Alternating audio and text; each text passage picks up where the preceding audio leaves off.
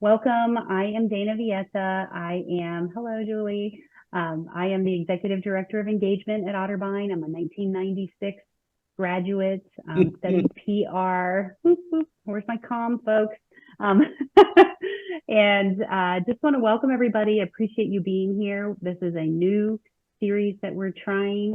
I'm going to let Holly talk a little bit about that in a second, but I mainly just wanted to welcome everybody. Thank you for taking the time tonight. And we have a really good discussion and presentation on tap for you about a subject that I think has really become popular, especially maybe after COVID, maybe before, but I think people are in many ways, sometimes they're just yearning to try something new and to shift gears. And so, as we were talking about these topics, this came to the forefront. So thanks for being here. With that, I will tap off to Holly to introduce herself. Hi, I'm Holly McFarland. I am the class of 1978, and I am this year honored to be serving as the vice chair of the Alumni Council. And as Dana said, this is a brand new initiative for us.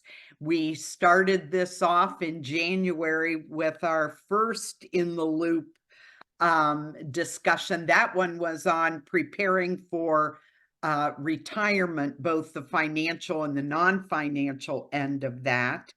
And so we're very excited about tonight's topic with Wesley. And just to let you know, going forward, our next one is going to be held on July 9th. And that's going to be a panel discussion that's going to be all about serving on a board. So, what does that look like for people? Why would someone want to do that? And then how do you get considered, or what are the steps to do that? So we look forward to seeing everyone in July for that. You'll be getting more information on that shortly. So now, yes, I'll turn it over to Wesley. Thanks so much, Holly. Welcome, everyone. So glad you took some time to join us this evening for our session. I'm going to go ahead and share my screen. All right. Once again, Wesley Thorne, class of 96. I do serve on the Alumni Council with Holly, and I want to just thank Holly for all the work that she's done overseeing our engagement subcommittee, and a special thanks to Dana, who just does a tremendous job as executive director of the engagement office, and she's just made an incredible impact in the short time that she's been in that role. And so this series, which is called In the Loop, is really a result of, I think, some really great strategic thinking of Dana and her staff, and the great work that Holly puts in on the council as well. So a little bit about my background. Once I graduated Otterbein, I took a job with a national car rental company. And my role was, I was admitted to the management training program. Quickly found that that wasn't the best fit, but luckily I had another opportunity that waited in the background. And so I ended up going into AmeriCorps, which is a national service program. So I did that for a year. And during that time, I engaged in some self-reflection and decided that I wanted to pursue a career in higher education. So got my master's in higher education, and then spent 20 years working in university career services in different capacities. And then about 6 years, I did a bit of a career transition myself. I decided to pursue a bit of a different avenue, but I wouldn't say I did kind of a 180 switch. I did what's called a career alignment, which we'll talk a bit more about here shortly. But for the past 6 years, I've been working for an education technology company that's based in Sydney, Australia. And I oversee a division where I oversee university partnerships. So the company I work for is synonymous with, I would say, like an Indeed.com. So at that, let's go ahead and make our transition here. Oh, I wanted to mention that Jillian Fair, class of 2011, will be joining us about midway through. She transitioned from education to human resources. She's got a phenomenal story that she is excited to share with you. So I'm excited for you all to hear from her. Okay, so there are, I want to tackle this from, we have a small group, and so I don't want to be too formal, but when you start to think about changing careers, I think it's helpful to think about this in a fairly structured way. So what we're going to talk about is what are some of the more common motivations that we see from folks who are thinking about changing jobs or changing careers. There are potential benefits to changing your career path. And so we're going to talk about that. And then there are some different pathways and options for you. And I think the kind of the best way to sort of organize our thinking around this, it really is about putting some actionable steps together. This is a process that obviously doesn't happen overnight. It does require some planning and some thinking and some organizing. So we'll tackle that together. So what's really interesting is when you think about career changing, probably most of us know that since COVID, a number of people have either taken on a new role with a different company or have really transitioned into an entirely different career, meaning that they pursued an entirely different career sector. So what's kind of interesting is when you looked at as recently as 2021, those folks who quit their job, okay, they actually over 60%, 61% transition into a completely different career path. That's incredible. So that's from Pew. They do research on the labor market, and that was a bit fascinating to me. I didn't think it would be that high, but obviously since COVID, a lot of people have been doing a lot of sort of self-discovery, planning what they want their next step to be post-COVID. And so that's something that we saw happen quite a bit right after COVID. 70%, and this is according to monster.com, they do an annual, it's called a Future of Work report. And what they find is 70% of employers are willing to hire and train someone with transferable skills.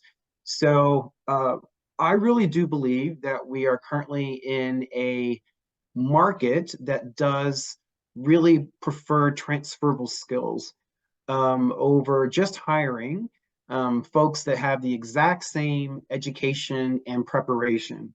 So there is a real willingness, and to be flexible in terms of really assessing not just someone's linear career path, but looking at folks that really do have those core skills, and maybe they develop those skills in a different type of organization or even a different industry. So that's really encouraging.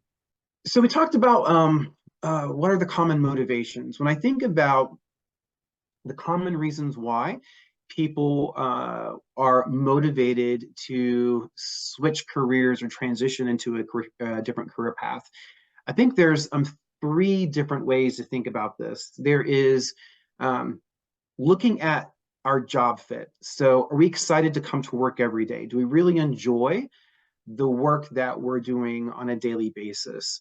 There's also what I call people fit. So this is the relationships that we have with our colleagues, our supervisors. Then there's the organization fit. Do we feel respected in the organization? Do we feel that our organization puts a high priority on its people? Are there opportunities for training and development? So those are the types of things that we're really speaking to when we talk about why people typically change career paths. So I want to delve a little bit deeper into sort of what these are. And again, job fit is really I might be seeking a new opportunity because I don't see any job growth in my current role. I want to develop a new skill set. I might want to look at other opportunities because I might want to increase my earnings potential. When we're talking about people fit, again, this is really what they say is really true, which is the adage of people don't quit jobs, they quit people. And I even think about my own experience. I've typically changed jobs because I wanted to work in a different environment with different people. And over the years, when I've had similar conversations with folks about why they've decided to transition into a new type of role, the vast majority of the time, it really is about wanting to work with a different group of people. And there's various reasons for that. Organization fit, again, one of the things that I really value myself in an organization is accountability and outcomes. I want to work with managers that treat everyone fairly. Everyone is valued in the organization. This is, I think, really thinking about, do my values, do my beliefs really align with the organization? So let's talk about what are some of the potential benefits of changing careers. So you've had some time to think about, okay, what are some of the reasons why you might want to do this? What's there to gain from changing careers? So let's kind of break this down a bit. Well, certainly I think one of the benefits of pursuing a different type of opportunity is you can gain new skills. You can pursue new types of knowledge that will be helpful for you in moving your career forward. So right now, there are a ton of organizations, Coursera, there are others that will offer workers an opportunity to take short-term courses or short-term certifications. So when you think about changing career, you don't always have to invest in pursuing an entirely new degree. So there are some short-term things that you can do that are not quite so time intensive. Pursuing another career path, I think, can really help you pursue what you're truly passionate about. And that's what we all want, right? We all want to go to a job that we're really excited about. We enjoy working with our colleagues. We're excited to work for the organization that we work for. And then it gives us an opportunity to really pursue working relationships that are fulfilling, that really motivate us to come to work. And then everyone, I think, wants personal and professional growth. I oftentimes feel that when we are in a position, when we're in a career where we're growing, where we're developing professionally, oftentimes it benefits us on a personal level. So that helps us, I think, to maintain healthy personal relationships as well. Then obviously, pursuing a new opportunity can certainly lead to a higher earning potential. And so there's a lot of benefits to really, taking the plunge and thinking about changing careers. Okay. So I talked about kind of different ways to kind of think about how to approach changing your career. So I've kind of developed this little, what I call a career transition paradigm. So when you think about changing careers, there's a couple ways to approach this. One is what I call a job shift. So a job shift might be an example where I love the work that I'm doing, but I want to do this work perhaps in a different type of environment with a different type of company. So this is a situation where you're not necessarily talking about taking dramatic steps to pursue an entirely new career path. It really is about looking at perhaps a similar opportunity or an opportunity with growth potential, with more responsibility, with supervision, whatever you're looking, to do in your next role, that would be called a job shift. The next type of way to think about this is what I call career alignment. So this is, I see a fair number of people that have pursued a career alignment. So this is where I did something very similar in my career experience about six years ago when I transitioned from career services to the work that I'm doing now. So this is really about sort of looking at what your experience is, what your skills are, and it's really kind of what I call shifting to a job or an industry where there are going to be quite a few transferable skills. Okay. So this might be a situation where, you're looking for a different type of challenge. You are interested in upskilling. You might be interested in pursuing a different work culture, but you might not necessarily have the time and resources to completely go in a completely different direction. So this again is in fact Jillian, who will be joining us in a few minutes. She's going to share with you how she pursued a career that was not a complete sort of 180 for her, but she had developed some skills and experiences that she felt really comfortable applying in her next career. And then the other way to think about this is engaging in a pretty significant sort of life change, which is a career change. So perhaps you're dissatisfied with your chosen career path and you've decided that you want to pursue something completely different. So this is pretty typical for people who want to further their education. They realize that they need to develop an entirely new skill set to pursue their passion. And perhaps they've experienced a career plateau in the work they're currently doing. And you've realized that you're going to need to take some time and to invest some time and financial resources, which may include furthering your education. Recently, I was talking with a friend of mine, and she's in the education sector as well. And she was talking about her husband, and she was mentioning that he is currently about a year and a half out from receiving his medical degree. And I said, "Oh, how fascinating!" And she's probably about in her mid-50s, so I thought he's probably somewhere similar, maybe in his 40s or 50s. And so I said, "Well, I'm interested. Did he when he decided to do this?" And she said, "Well, he was a firefighter for about 25 years, and he's 52, and he's been thinking about this for quite some time. But wow, right? I mean, just imagine going from being a firefighter to pursuing a career in medicine. I mean, that is the epitome of what we call pursuing an entirely new career change. So let's talk about, how do you pursue this? How do you put an action plan together?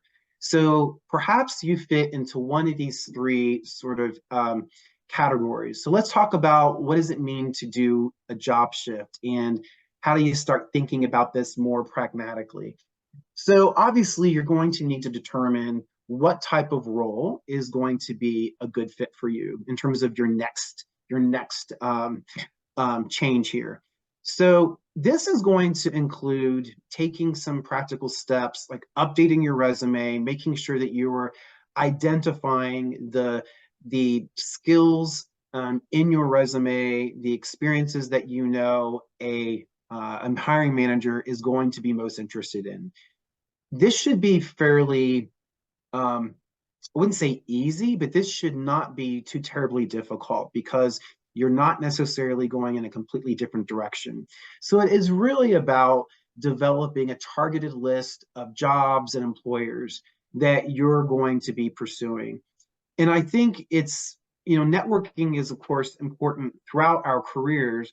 But if you're doing a job shift, I think thinking about attending industry engagements, career fairs, obviously very important, networking with people that are in the roles that most interest you.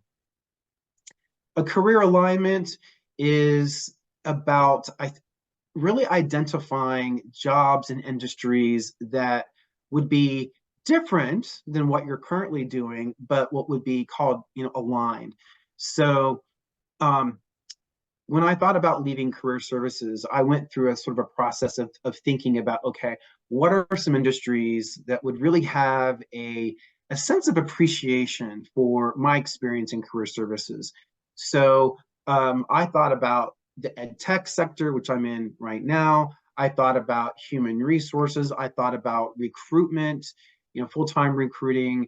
So those are all of the types of career paths that I had considered. And for me, I started reaching out to my internet work. I started having some conversations about why I wanted to go in a bit of a different direction. But I would say probably the most important thing I did was I started to articulate a vision of what I could offer an organization. And so my current supervisor just happens to be the CEO of our company. And I met him at a career conference in Ireland. And I was in career services as a director, and he was there representing his company as a vendor. And we stayed in contact, and I just, on a whim said, I'm going to set up a conversation with you, presented a kind of a vision of what I could do, how I could leverage my relationships in the career services area to bring in new business for the company. And so that was really effective, and presented to him sort of, what my vision was. And he created a new position, and it happened pretty organically. It doesn't always happen like that in that organic way, but that is certainly one way that you can sort of think about approaching this. And of course, we have an incredible alumni network that's very eager to help other alumni, and I encourage everyone to take advantage of that. So as a career changer, obviously you're going to need to put some research in. This is going to take some time to think about, okay, I know I want to go in a different direction, but what is that new career path for me? So one of the ways to think about this is connecting with people who've done this previously. So we all know folks in our networks that have gone through a bit of a career change, and seek them out, ask them questions, ask them how did they think about this, how did they pursue this. Some things that you're going to need to think about is how flexible can you be? Will this chosen career path require a physical move? Will it require you to pursue another degree? I mentioned to you the example of my friend's husband who decided to pursue a medical degree to go into medicine. That's fine, but another way to think about that would be, could he pursue the role of being a physician's assistant? That would require much less of an investment in terms of education. So as I conclude here and transition to Jillian here, I just want to give you some tips and recommendations on how to think about this in terms of a plan, putting a timeline together. There's a couple of different career assessments that I would recommend to think about if you are still thinking about, okay, I know I want to leave my chosen industry and I want to go in a different path, but how do I think about what those options are? The Myers-Briggs type inventory will help you. It will actually help you assess your personality preferences. and it will recommend potential career paths based on how you process information, how you think about making decisions, and it will, yeah, help you to think about that a bit more pragmatically. The Gallup Clifton strengths are designed to help you to think about, what are you good at? What comes natural to you? Are you a strategic thinker? Do you value relationships over practical ways of approaching life? That probably wasn't the best example, but there's a number of ways that you can think about your strengths, and those strengths will typically match up quite well with certain career paths. It's not to say that you should only pursue what the Clifton strengths will come up with as possible options. It's just meant to show you what your potential options might be based on what your strengths are. You might want to consider working with a career coach, again, based on the type of support that you might need. But you're always going to need to network with folks throughout your entire career. But obviously, making a career change would necessitate that even more so. What I really suggest is to think about this from sort of what your end goal is, okay? And you'll want to put together a timeline. So you want to think about what are some practical steps and practical things that you can do every month. And so here's some examples of, can I, locate 3 jobs in an industry that interests me, that I think align with my skills and background, if I want to find a career that aligns with my own. Then it's updating my resume, focusing on those transferable skills, making sure they're very evident in my resume. And then after that, is there a professional association that I can become involved with? Can I start thinking about attending networking events, setting up informational chats with hiring managers, people that have gone through this experience themselves? I give this example of pursuing project management training courses because my sister actually, she went through a bit of a career change herself in her early 40s. She spent her entire career managing the family business, which was a wedding photography business. She obtained incredible skills managing people, managing relationships, managing budgets, conflict resolution, right? Working with people who aren't happy with the service, and how do you problem solve? How do you make them happy? So customer relations, problem solving. Once she completed her bachelor's degree, which she did a little bit later in life, she took some training courses, and then she completed the project management certification. And she's been working as a project manager for the past 5 years, which is a real transition from what she was doing previously. So as I conclude here, just want to highlight some potential resources for you. Mentioned the 2 career assessments. There's also a few books that I recommend. There are a ton of books out there that you can read about changing careers. These are 2 that are within the past, I believe, 3 to 4 years. There's one put out by twocareers.com called the Changed Paradigm, Career Planning in the 21st Century. And then there is another book called the 5 Steps to Finding Your Career, Your Dream Job, the Career Change Guide. So both, I think, kind of tackle this from sort of a very reflective way, but also can help you to put some practical steps together. So at that, I'm going to stop sharing, and I believe that Jillian, hello, Jillian, welcome. Jillian has joined us right on time. It is exactly 12, it's exactly 7:31, so we're right on time. And I'm really excited for Jillian to speak with us. We had an opportunity to connect earlier today. Jillian is from the class of 2011. Started. What was your major, Jillian? What was your academic? Early childhood education. All right. So I'm gonna let you talk a little bit about your background and the different career paths that you've taken, and then I have some questions that I'd like to ask you. So go ahead. Sure.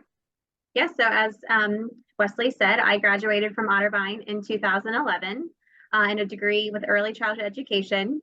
I thought I wanted to be a teacher. It was an interesting path when I was at Otterbein, though. I started as early childhood education. Then I changed to middle childhood. And then I thought, well, I don't really want to teach middle childhood. Maybe I'll do high school. And then I didn't really want to do that. So I went back to early childhood. I kind of made a full circle. And I got far enough in the degree program where even though I wasn't really sure I wanted to be a teacher, I was so far into my degree, I decided to go ahead and finish. And I think when I left student teaching, the principal at the time, I think he was trying to be helpful. He did a mock interview with me, but he warned me. He told me for every one opening he would have, he'd have 4,000 applicants. So needless to say, I did not get a full-time teaching position when I graduated in 2011. The market was saturated with individuals coming out with education degrees. So I subbed for a year, and I was able to, the second half of that first school year, I took over a first grade room and was able to teach. There was a teacher that wanted to retire early. So I taught first grade from February through the end of the school year, and really was still having all of those kind of doubts of, is this really the right career path for me? And I told myself that I would continue to apply for full-time teaching positions, but I would also start thinking about what else I might be interested in and apply for other positions as well. And I had a conversation with my parents about, what do you think I would be good at? I was really kind of trying to figure out what else to even apply for.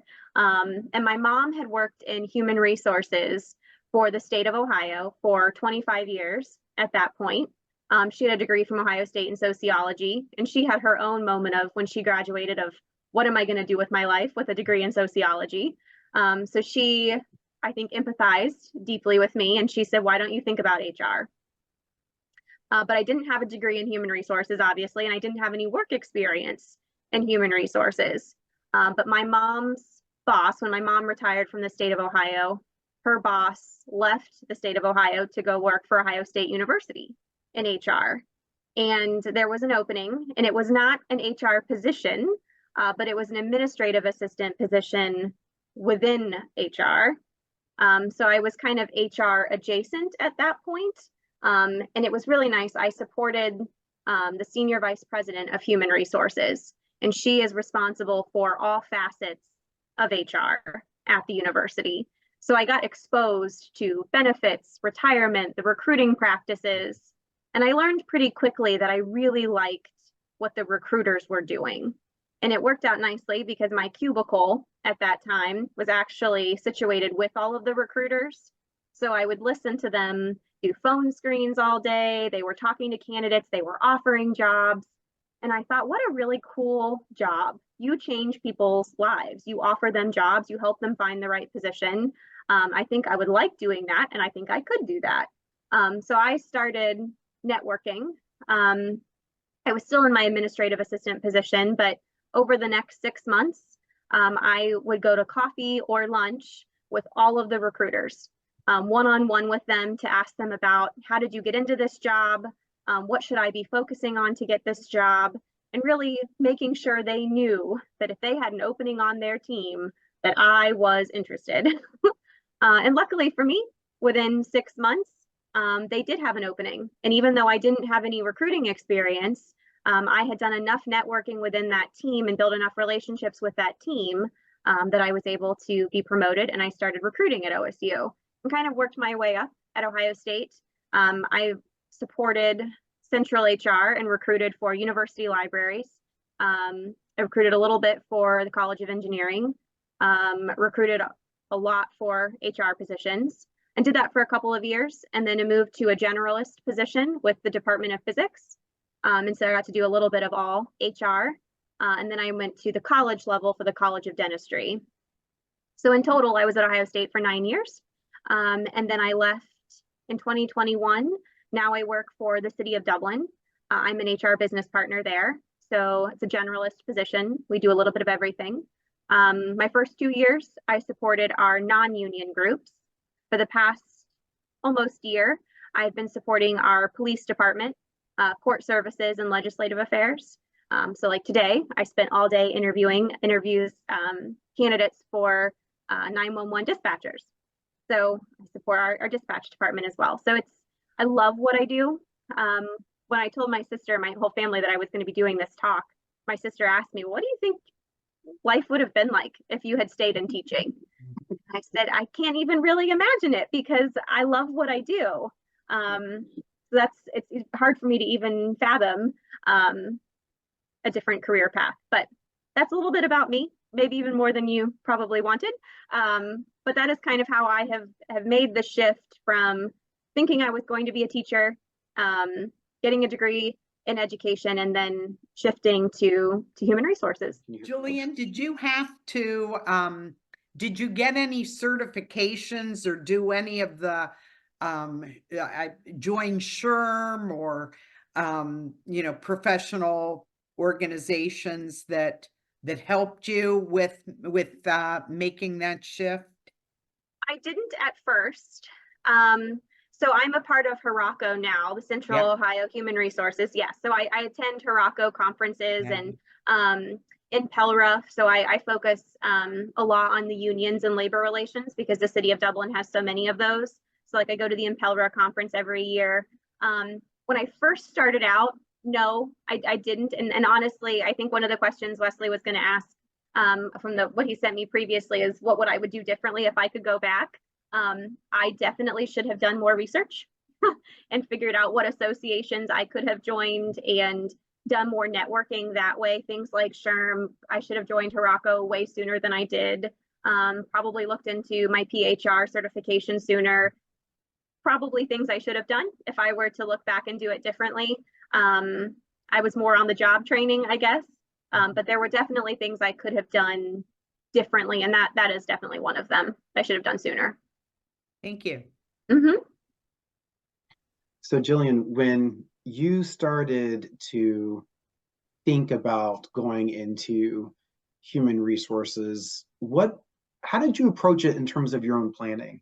I mean, I know that you had some conversations with your mother, and Yep. Do you feel that this happened more organically, or did you kind of put a plan together? I mean, obviously it worked out because things worked out well for you, but can you talk a little bit more about how you approached it in terms of the steps that you took?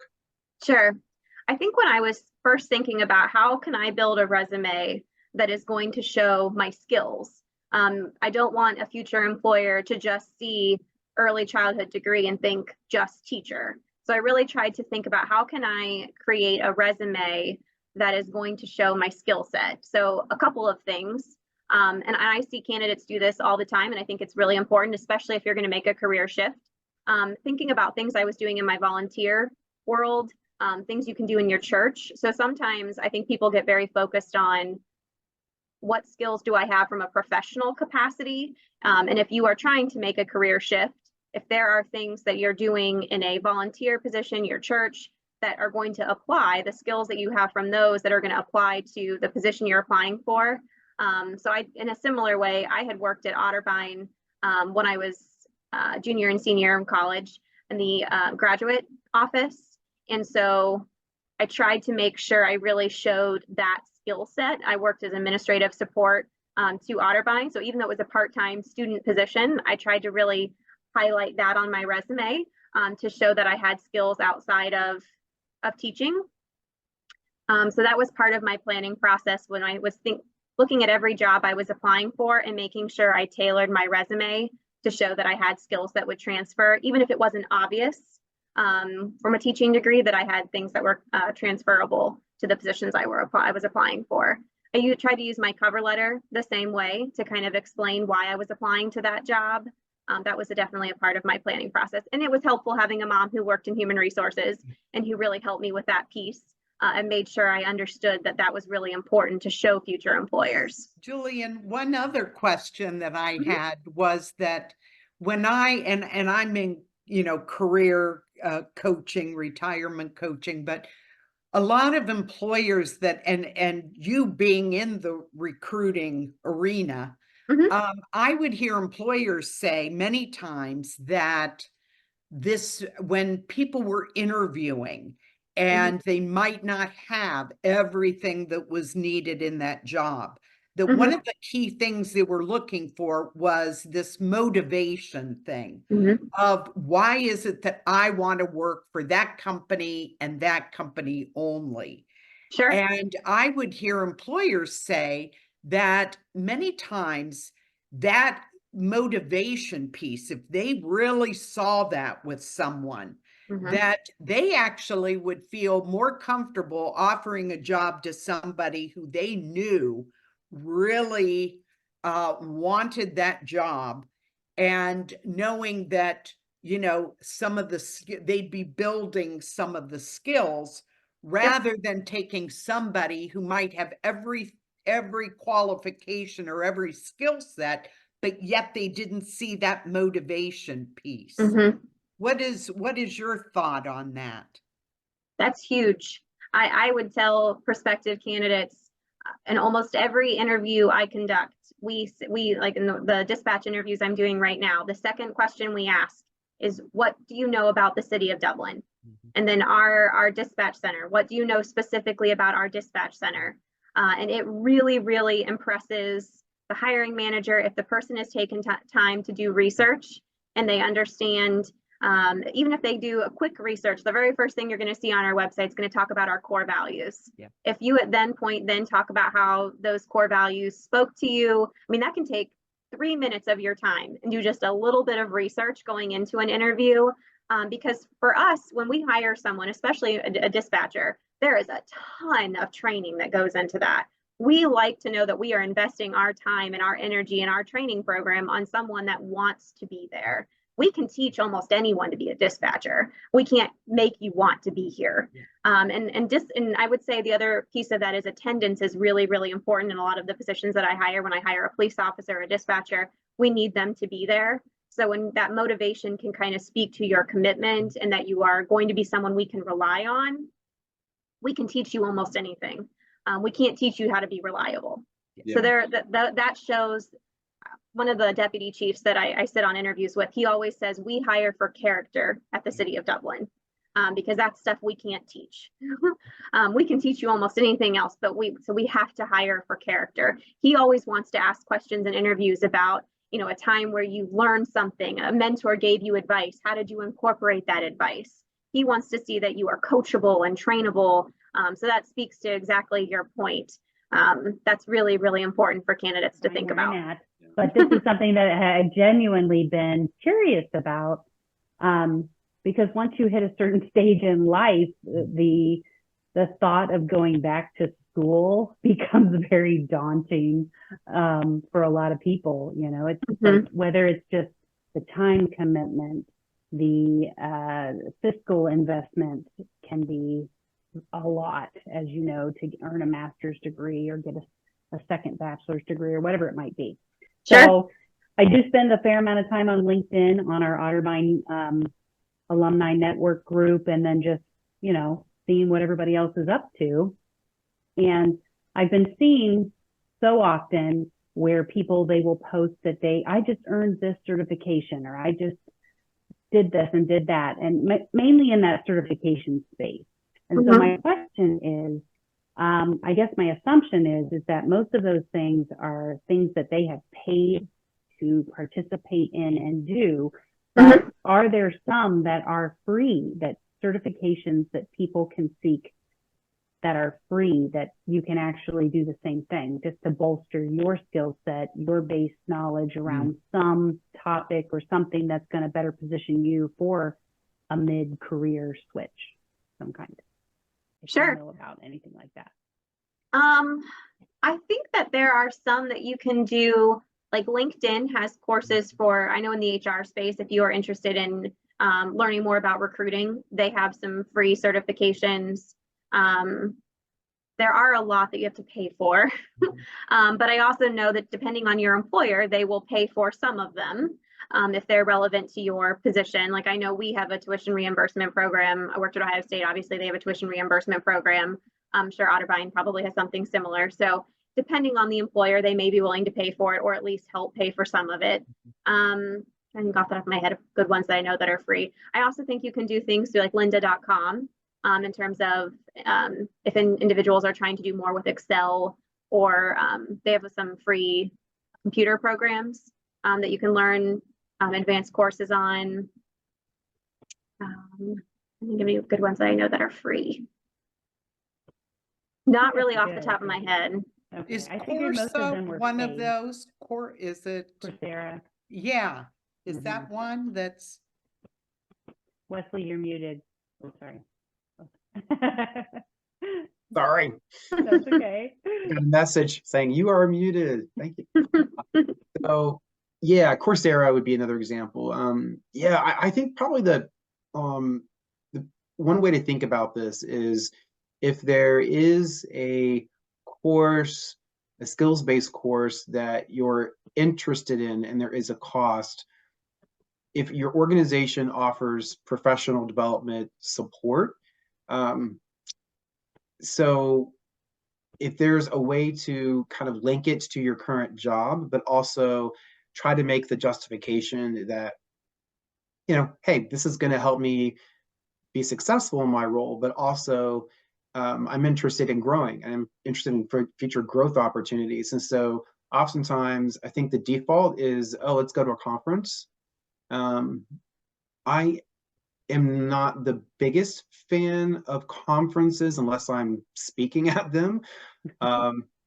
Because they're just not, it's a lot of, oh, we'll go to this session, it's 45 minutes, and then, you might have a few takeaways. So if you really, I'm not going to necessarily develop new skills from that. So I think those certifications and those courses are really, I do pay attention to them, in fact. So I see people like, you mentioned Dana, they're putting, oh, I completed this course. I'm always interested in knowing more about it. So yeah, and I would probably venture to say, Jillian, that you probably value that, and you Absolutely. that from an HR perspective. Mhm. Yeah, I think at a certain stage, if you can't invest in a new degree or something that's going to be more time consuming, the certifications do seem very appealing, and it shows that your resume isn't static, right? That you're actually working towards that you're a lifelong learner in a lot of ways, and that you're eager and motivated, like you talked about. So I just think about myself. I'm 50, I'm like, what is something, baby steps to do something like that doesn't entail a whole new just overhaul, if you will. And I feel when I talk to my peers, that are considering a shift, that's kind of, I hear those kinds of things, like not objections, but just reservations, I guess would be the right word. So that's really good advice. So thank you. Is there anything that we didn't cover that, or is there something that was covered that needs more clarity of any kind? Wesley, I think one thing that kind of stood out for me on this was how, just how things are changing. And we are seeing so many people make a career shift. I think that Pew, the research from them, I remember seeing a study that said that those graduating from college are going to have like 10 different careers within their lifetime. And those are careers going in all sorts of directions. Yeah. So there is just this, people have new interests and want to try out new things. And I think I saw that a lot with the alumni I worked with at Franklin, who were thinking, okay, maybe I'm at a point in my career where I can, I might not have to even make as much money as I was making. And so that opens up some doors to maybe going in a different direction. But I think I just see people having a lot of different interests. And the thing I see from companies on that is that companies are realizing that they've got to be open to allowing people, if they want to keep good talent, then they've got to be open to allowing people to go different directions if they want to keep them within the organization. And I think sometimes people are afraid to talk to someone, for fear that they'll think that they're not really interested or doing, in their own job, just because they are questioning about maybe wanting to do something a little different.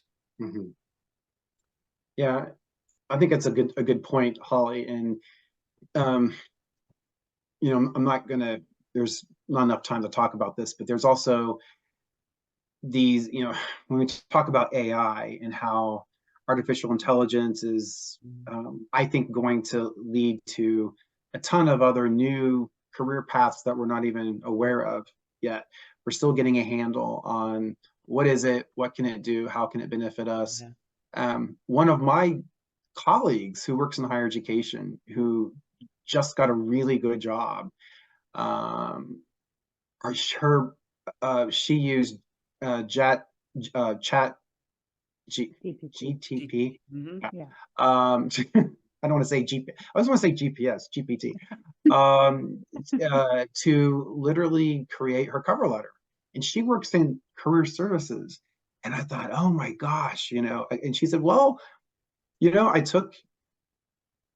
would take me probably 4 hours to do something quite similar. She went back, she edited it, she made sure that it had the appropriate tone and everything, and she got the job. So I thought, wow, that's intriguing. So there's all these new tools available to us.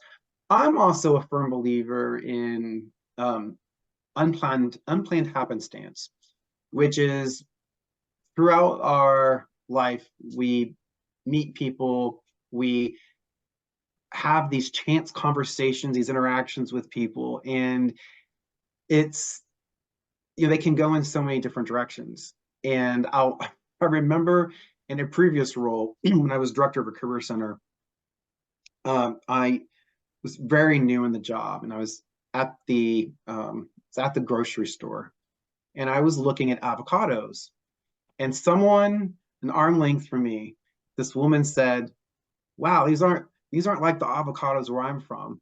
I said, oh, where are you from? She says, oh, I'm from Tallahassee, Florida. I said, oh, of course, that's, you're from the coast, you're from Florida.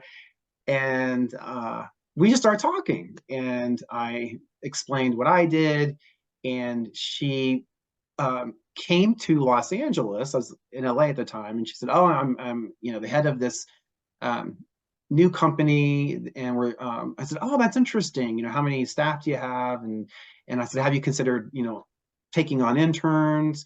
And she said, no, not really. But I said, well, you should. And I happened to have my card with me, because you never know when you're going to need it. And I said, think about coming to UCLA. That's where I was at the time. We'd love to have you, hire some interns. It took about a year and a half, but she ended up hiring 3 interns, and it was a direct result of having that interaction. And so you never know. It's just about having the mindset of taking advantage of these opportunities.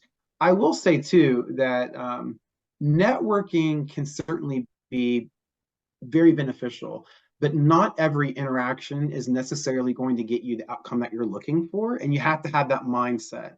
So when I came to Pittsburgh, I thought to myself, do I want to stay in my current role? How long? I'm in the same job that I've had for the past 6 years. And I started reaching out. There's a job that I happened to be interested in, potentially reached out to someone who I thought who worked at a school that I had worked at previously. So I already had this connection, and there wasn't this sort of spark that I thought, wow, I had actually worked with the person who was in his role previous to him about maybe 4 years ago. And so you just have to keep plugging at it. You have to kind of just, you have to, it took, maybe 20 minutes of my time to talk, chat with him. But as a result of that conversation, I ended up not applying for that job, and so, yeah.